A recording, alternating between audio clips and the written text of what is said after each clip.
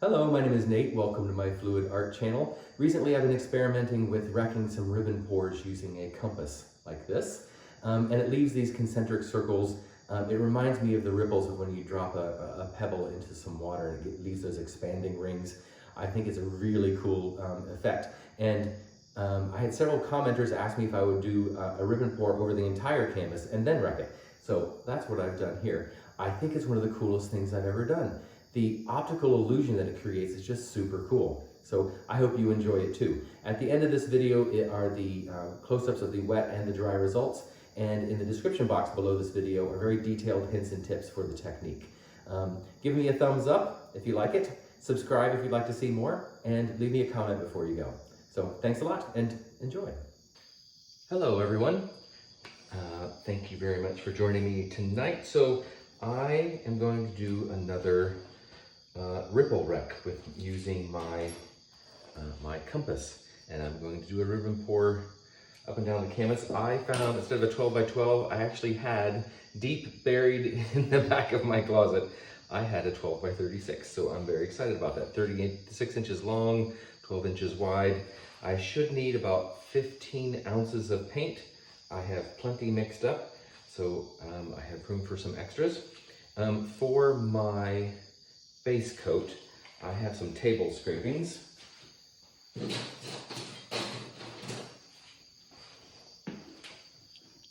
Some table scrapings that I have strained because some of them were a little old, so I strained them just to make sure there weren't any lumps or anything in it.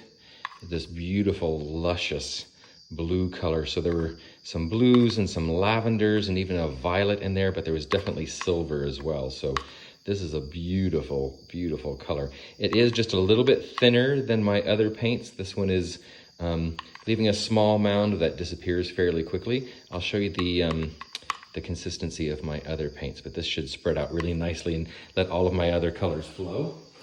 And hopefully in my ribbons, I can leave some of that color as well. So let's put that over there, and then I'll show you some of my other colors. I have Amsterdam Titanium White, and I have Atelier's Payne's Gray. I sometimes get cells with this, so I want to see if that happens in this. This is also Amsterdam's Turquoise Green, and this is Jo Sonia's Deep Gold. And then I have I did that ripple pour for my premiere on Tuesday. This is that same color. So this is a mix of,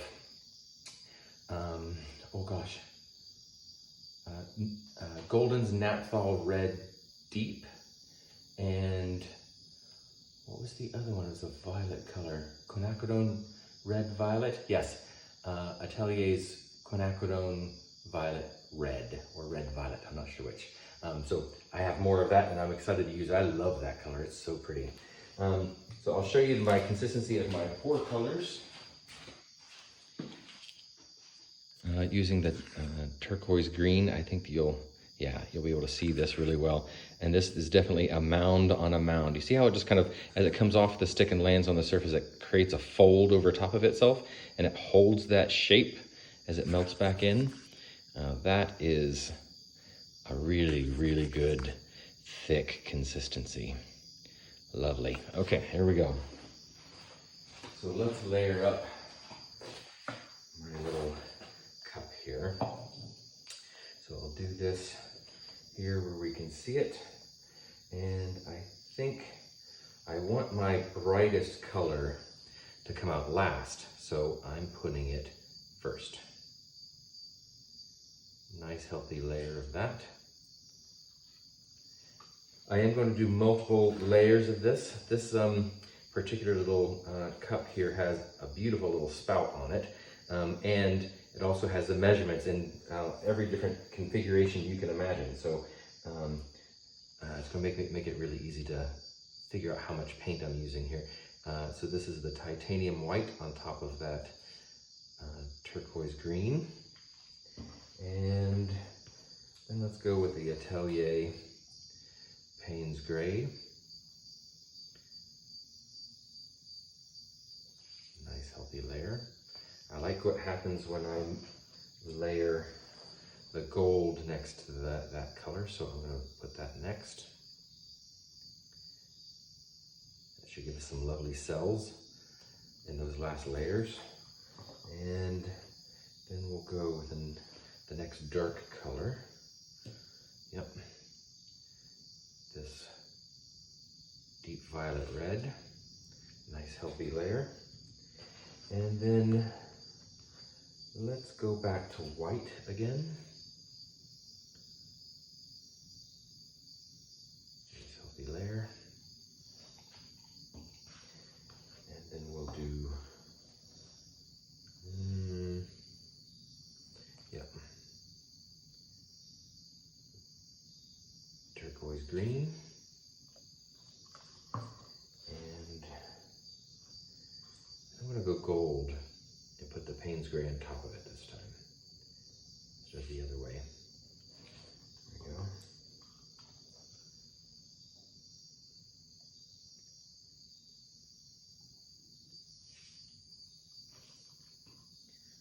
And that puts this violet next to that Payne's gray. That'll be really pretty too. Ooh, yum.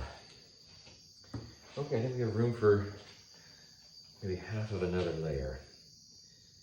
So let's go titanium white. Let's save a little bit of that. And I want more gold.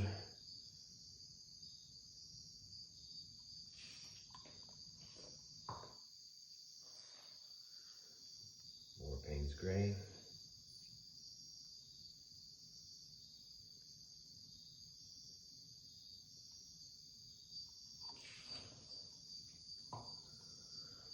More of the violet deep. And we'll end with what's left of the white.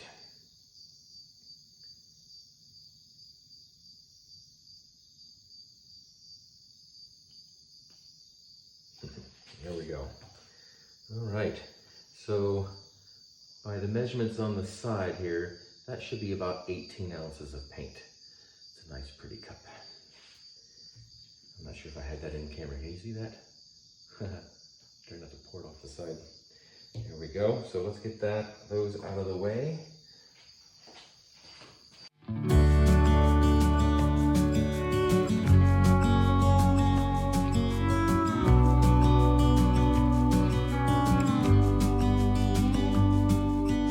Hey, I wish you could see yourself just sitting there on my chair.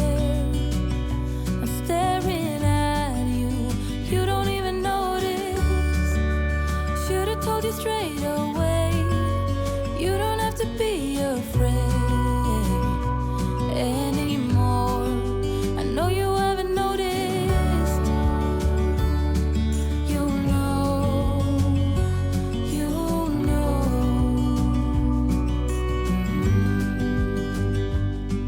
that I won't let you go. Put your arms around me and I'll let you know how it feels when time goes slow. And I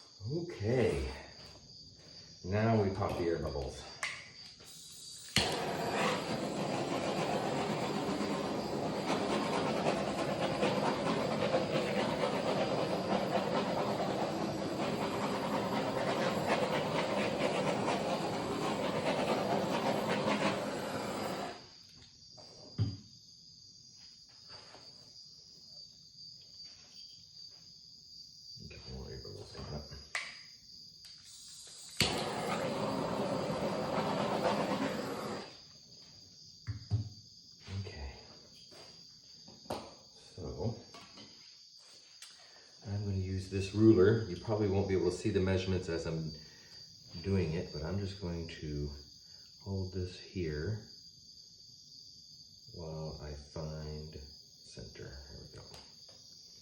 And do we think that's halfway around the canvas? Let's see, there's 1,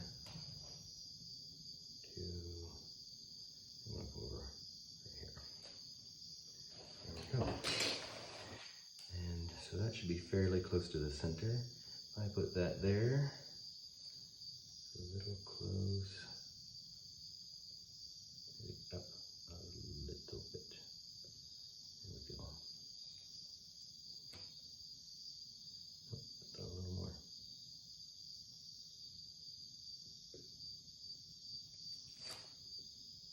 Nice. Okay. Let's wreck.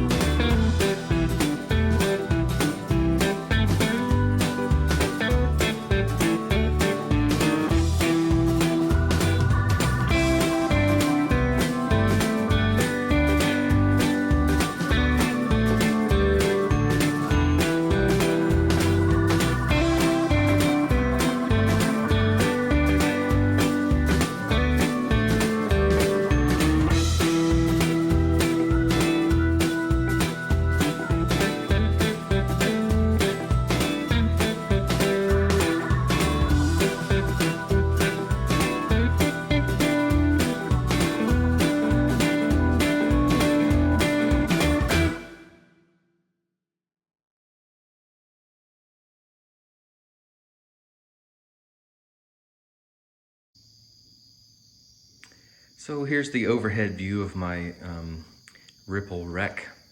I have to say, I think this is one of the coolest things I've ever done. From a distance, it just looks like a ribbon pour. But there's a subtle hint of a shape in the center. And as you get closer, it starts coming into focus. And that is so freaking cool. How subtle and like optical illusion like that is. That is so cool. I freaking love that. Now, I had thought when I first started that I was going to go opposite directions with each ring because I want to see what that would look like. But after I did the first one, I realized that maybe the lines were too dark. There's not enough contrast. So I might not even notice that the lines were going opposite directions. I don't know. I'll save that for the next one. Yeah, that optical illusion is cool.